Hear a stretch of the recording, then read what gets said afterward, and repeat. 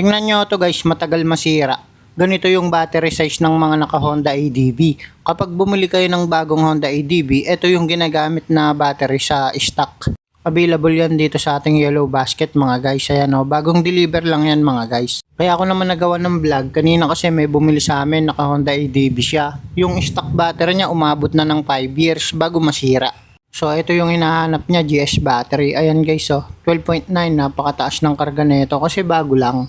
So ito guys, test ka natin para malaman natin yung CCA ng battery na to. Mataas kasi CCA ng mga GS battery. Kapag mas mataas ang CCA ng battery, mas malakas yung starting power niya. At syempre, mahaba din yung lifespan. So ayan guys, oh, 175 ang CCA ng GS battery na to.